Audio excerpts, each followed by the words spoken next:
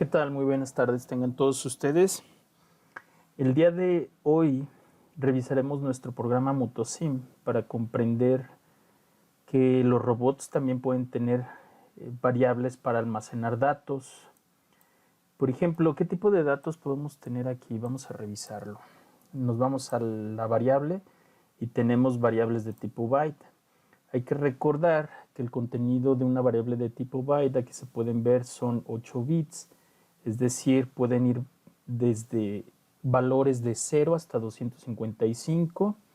También tenemos variables de tipo integer, el cual pueden contener valores de 65.535. Estos valores los podemos ver en la calculadora.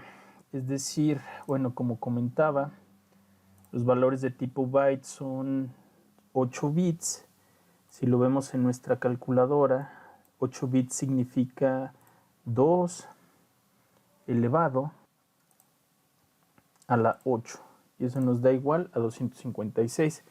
Por lo tanto, los valores pueden ir desde 0 hasta 255 porque contamos el 0. O en este caso, si fueran valores que toman positivos y negativos, es decir, con signo, serían 256 entre 2, nos da 128. Significa que el rango de valores puede ser desde menos 128 hasta 127. Eso es lo que podemos tener en este tipo de variables. Ahora, en las variables de tipo integer, este tipo de variables realmente tenemos valores que son de 16 bits, es decir, 2 elevado a la 16 nos daría desde 0 hasta 65.535.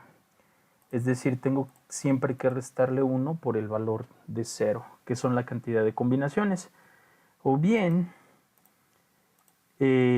si son enteros con signo, lo dividimos entre 2 y ahora tendría valores desde menos 32.767, perdón, desde menos 32.768 hasta 32.767. Entonces, por ejemplo, si yo le pusiera aquí en mi robot, selecciono una variable y le escribo 32.767, todavía es un rango aceptable. Vamos a ver si seleccionando el 32.768 nos marca un error, precisamente porque no permite ese valor hacia arriba. Es decir, estos van a ser enteros que son de 16 bits con signo. Le presionamos el ESC para quitar el error. Vamos a probar con el menos 32.768 y como vemos sí lo acepta. Entonces checamos las variables de tipo byte, comentamos que solamente es desde 0 hasta 255, pero si son con signo sería hasta 127. Entonces seleccionamos y le pongo 128 y si lo acepta. Por lo tanto, ¿qué significa? Que puedo poner hasta el 255 sin problema, pero no va a aceptar valores negativos. Si le pongo menos 10, si se fijan, marcó error. Entonces, ¿qué significa? Que nuestras variables de tipo byte son solamente valores positivos, son enteros con signo y son de 8 bits. Ok, continuamos. Revisamos ahora nuestras variables de tipo doble. Las variables de tipo doble significa que son de doble cantidad de datos que las variables de tipo enteros, es decir, 8 bits, 16 bits, estas deben ser de 32 bits. Por lo tanto, vamos a ver, nuestra cantidad sería 2 elevado a la 32 bits, nos da 4.000 millones. Como estamos viendo que estos sí aceptan signo, entonces debería ser dividido entre 2. Y este valor menos 1 debe ser la cantidad máxima. Vamos a probarlo en nuestro robot. 2.147 millones. Entonces seleccionamos 2.147 millones 483.648. 483.648. Y le doy enter y si se fijan me marcó error porque ya me excedí de rango. Entonces, recordando el valor positivo siempre tiene que ser 1 menos. Le doy 1 menos, le doy enter y como pueden ver, ese valor ya lo aceptó. Si le pongo el valor negativo, debe de aceptarlo incluso más 1, porque recordando el valor negativo siempre es una unidad más grande, es decir, 48. Y lo acepto. Si se fijan, ese valor sí lo aceptó. Vamos a ponerle un 9 para hacer la prueba y como pueden ver, nos marca error. Entonces, ya llevamos valores de tipo byte, de enteros, dobles, y ahora vamos a ver los reales. ¿Qué son los reales? Los reales podemos poner valores decimales, es decir, ya puedo poner un 1.256 y ese valor lo debe de aceptar el robot. Si se fijan, es en un valor exponencial, es decir, yo puedo poner también valores más pequeños, digamos 0.00001, vamos a ver si él no lo convierte, y si se fijan ya no lo convirtió a un valor en notación científica, 1 por 10 a la menos 6.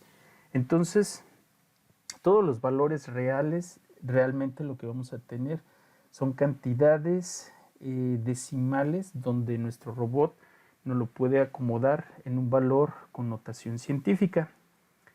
Vamos a ver otra variable de tipo string. Las variables de tipo string realmente lo que podemos poner ahí, como podemos observar, son caracteres. Es decir, yo puedo poner aquí, por ejemplo, hola, el famoso hola mundo. Entonces vamos a poner hola mundo.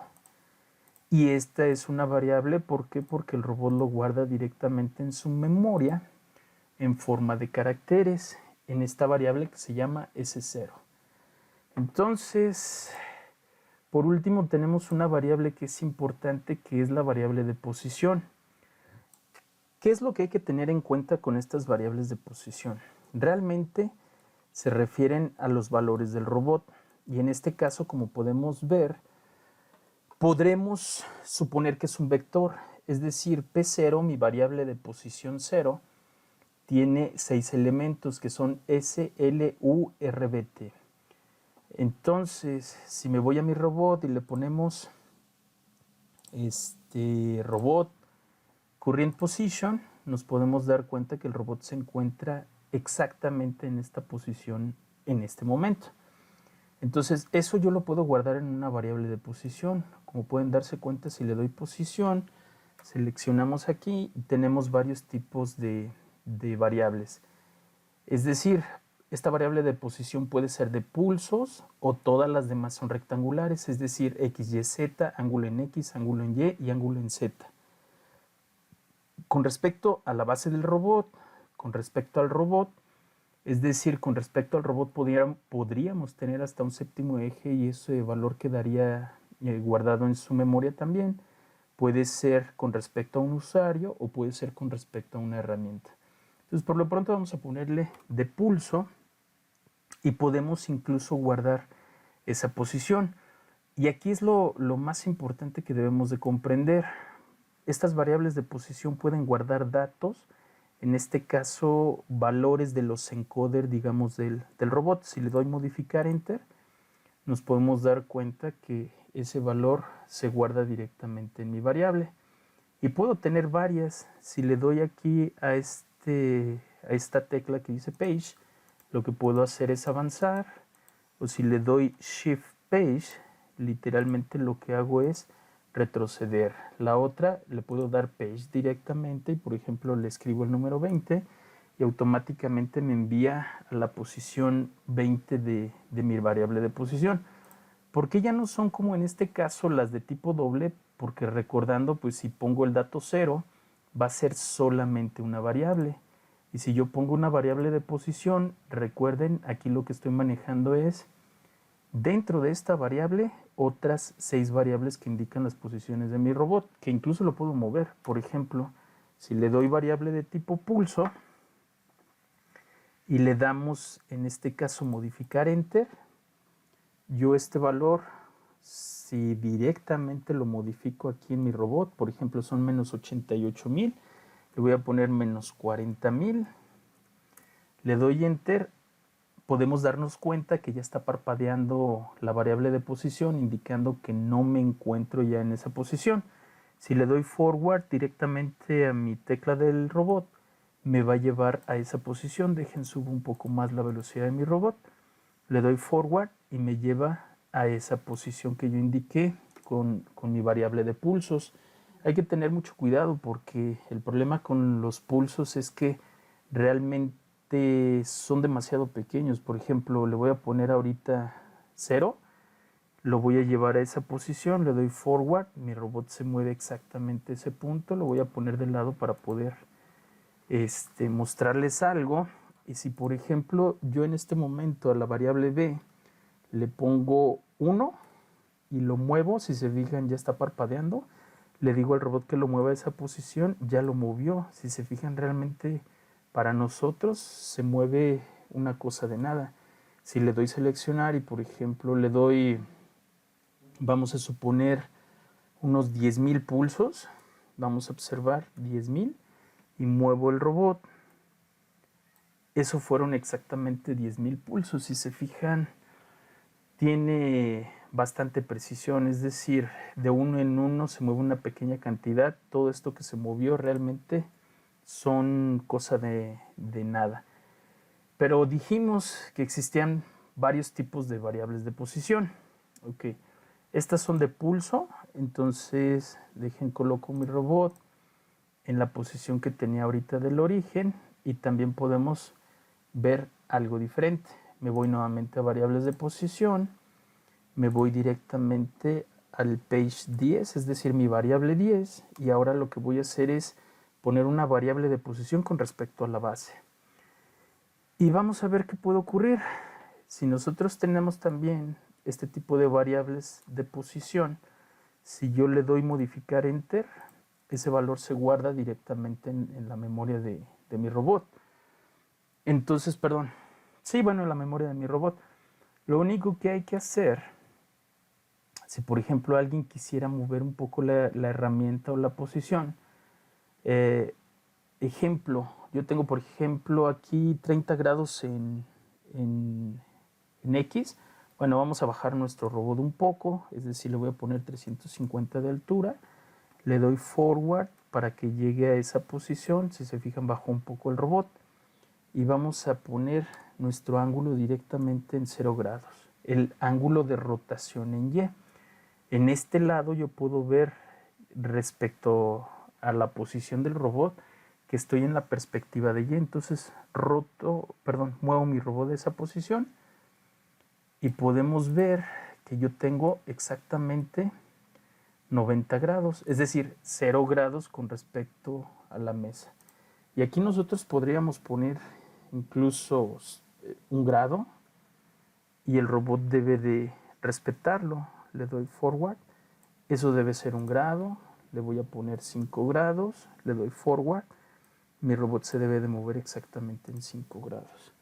Lo voy a poner ahora en menos 5 grados, le doy forward y mi robot se debe de mover exactamente a esa posición.